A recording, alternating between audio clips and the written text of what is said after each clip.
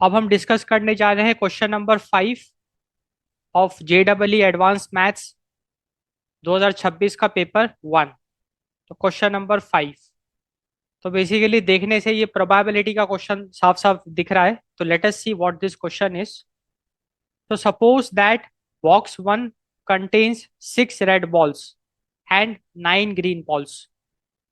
Box 2 contains 8 red balls and 12 green balls.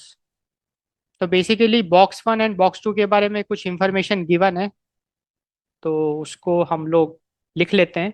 तो अपने पास दो बॉक्स है, बॉक्स 1, बॉक्स 2।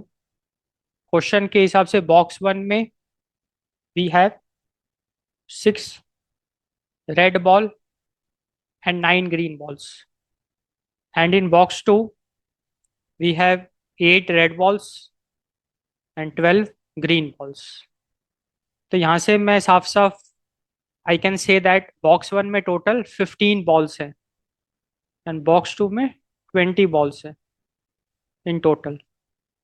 अब ये कहा गया है कि all the balls of box 1 and box 2 are mixed together and a ball is chosen at random from them. तो बॉक्स 1 एंड बॉक्स 2 के बॉल्स को मिक्स कर दिया एंड उन मिक्स्ड कलेक्शन में से एक बॉल को चूज किया। तो लेट अस सपोज हम जब बॉल्स को मिक्स करेंगे तो अपने पास एक नया कंटेनर होगा, इसको मैं सिंपली बॉक्स लिख देता हूँ।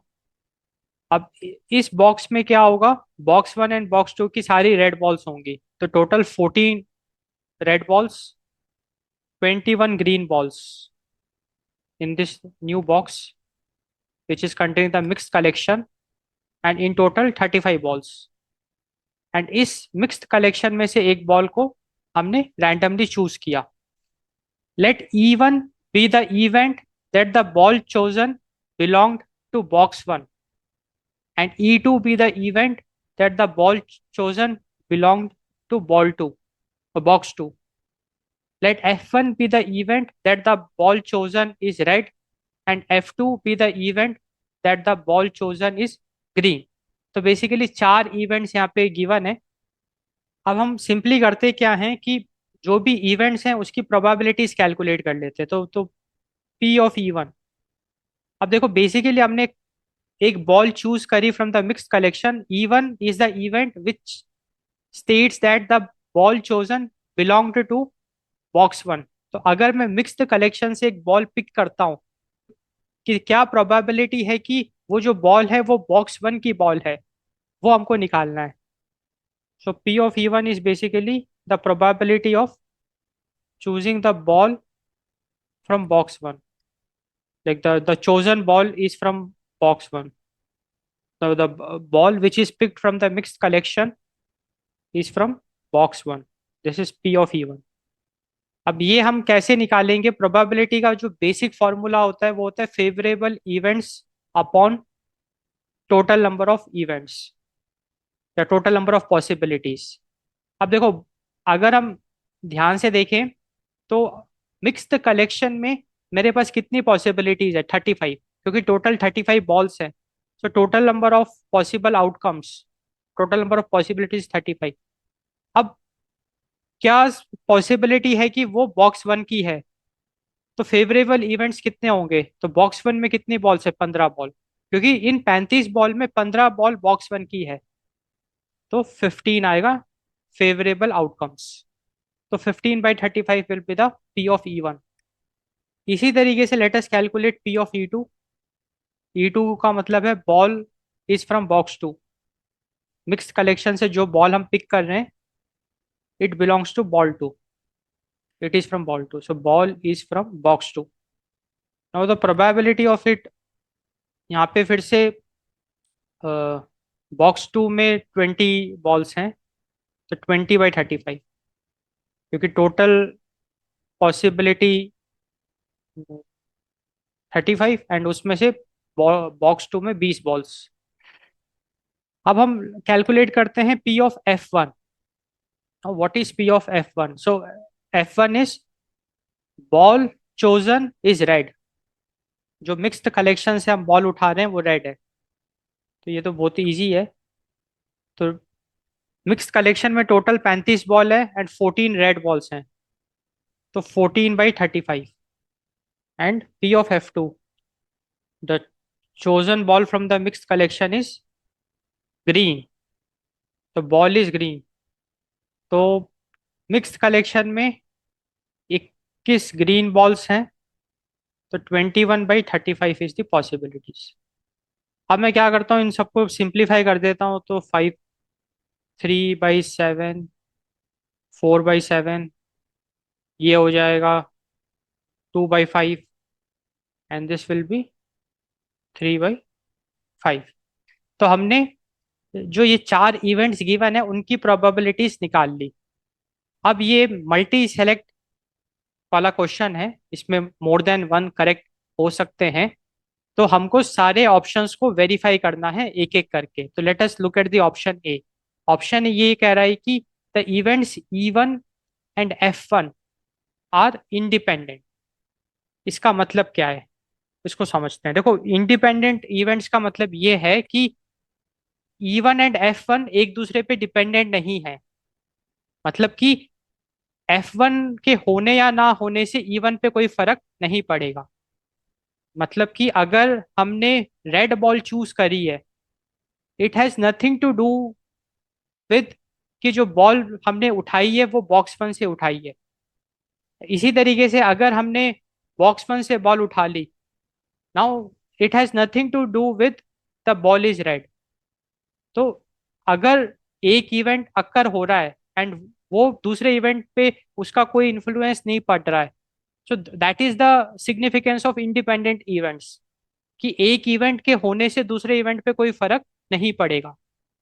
अब हम मैथमेटिकली इसको कैसे टेस्ट करें, क्योंकि यहाँ पे अगर हम कॉमन सेंस लगाएं, तो अगर मैंने रेड बॉल उठाई, उसका बॉक्स 1, मतलब the probability of picking the ball from box 1, क्या वो ये information, the chosen ball is red, will this information will influence the probability that the chosen ball is from box 1? ये हम ऐसे, हमको समझ में नहीं आ रहा है। मतलब कॉमन सेंस हम लगा के थोड़ा आइडिया नहीं लगा पा रहे, तो वहीं पे हमको मैथमेटिकल टूल यूज करना पड़ेगा, तो वहां से सारी पिक्चर क्लियर हो जाएगी। तो बेसिकली इंडिपेंडेंट इवेंट्स के लिए एक प्रॉपर्टी लगती है, मतलब एक कॉन्सेप्ट लगता है, वो कॉन्सेप्ट मैं आपको बताता हूँ। दो इवेंट्स अगर इंडिपेंडेंट हैं, इसका मतलब अगर इवेंट बी अक्कर हो गया, then the probability of A will be P of A itself। मतलब कहने का मतलब ये है कि probability of A given that event B has occurred has nothing to, like, the event B is not at all influencing this, so it is just the P of A. So the probability of event A to get occur is independent of the fact that event B has occurred. So that is the definition of independent events. तो mathematically हम independent events को ऐसे लिख सकते हैं, this is the mathematical significance of it. तो अगर दो इवेंट्स इंडिपेंडेंट हैं, इसका मतलब अगर एक इवेंट अक्कर हो भी जाता है तो दूसरे इवेंट पे उसका कोई फर्क नहीं पड़ेगा, तो probability will be that itself. And इसी को हम यूज करते हैं, इसी फैक्ट को हम यूज करते हैं to check whether E1 and F1 are independent or not. So what we can do is that we can simply calculate P of E1 given F1. Like, let us suppose कि F1 अकर हो गया।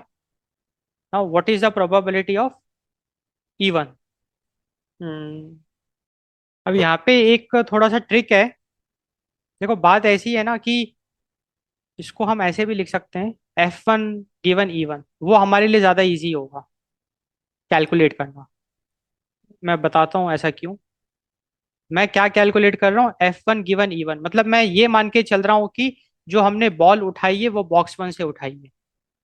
तो अगर हमको ये पता है कि ball is been picked from the box 1, then what is the probability of it to be a red ball?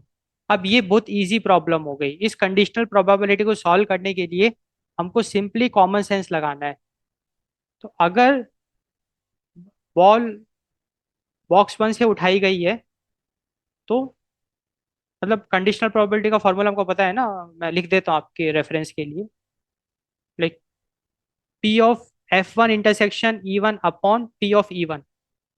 तो अगर हम थोड़ा सा कॉमन सेंस लगाएं यहाँ पे, तो हमको ये पता है कि बॉक्स वन से बॉल उठाई गई है, तो फिर हमको सिर्फ और सिर्फ बॉक्स वन पे फोकस करना है, क्योंकि ये इवेंट गिवन है कि E1 हैज अकर्ड। इसका मतलब ये पक्की बात हो गई कि बॉक्स वन से बॉल उठाई गई है। तो हमको अब ये कैलकुलेट करना है कि what is the probability of choosing the red ball.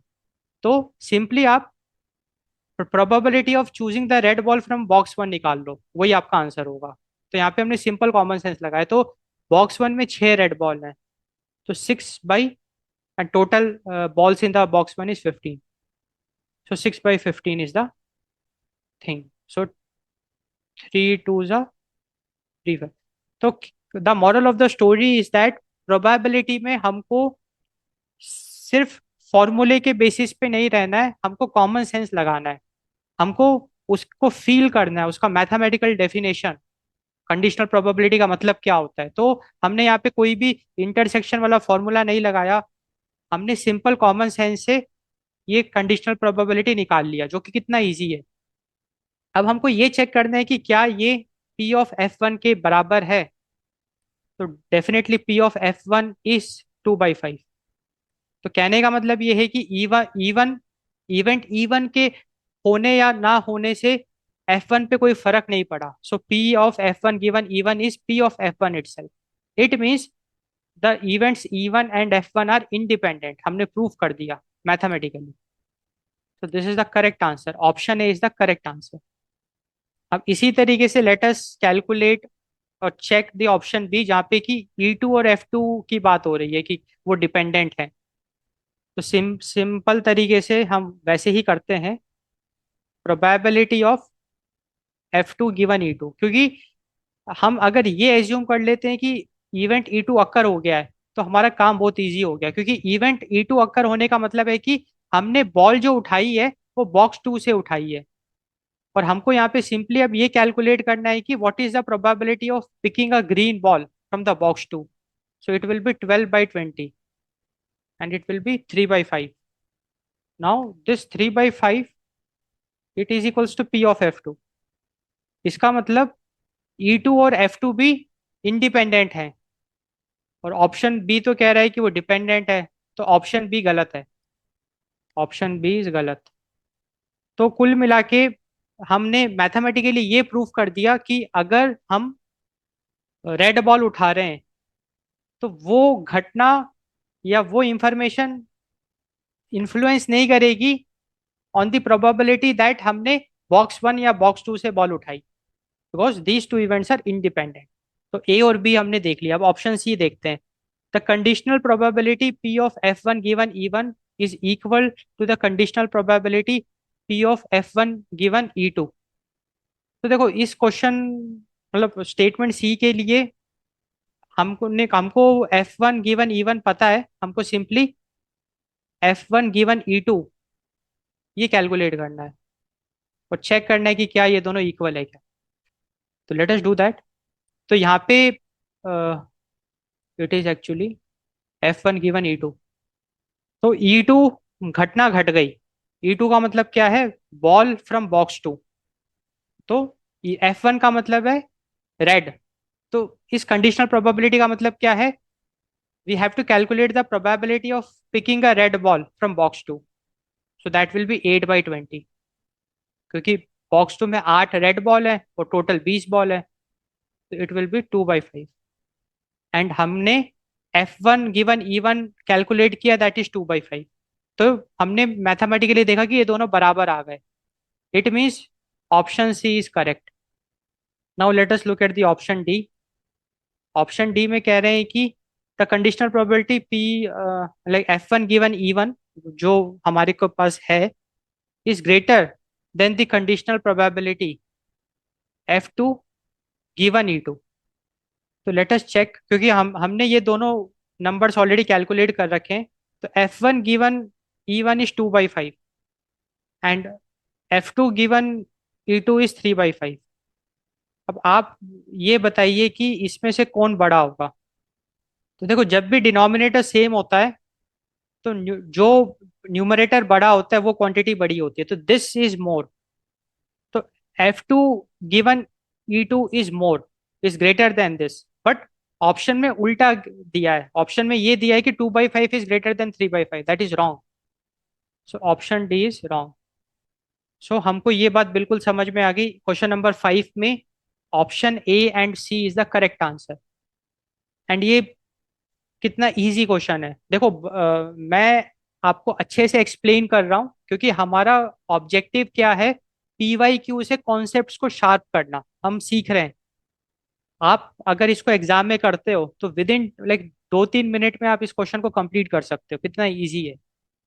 मैं तो अच्छे अच्छे एक्सप्लेन कर करके कर रहा हूँ इसलिए इतना टाइम लग रहा है, क्योंकि हम तो सीख रहे हैं, कॉन्सेप्ट्स बिल्ड कर रहे हैं। बट या एडवांस के हिसाब से ये रिलेटिवली इजी क्वेश्चन आप कह सकते हैं।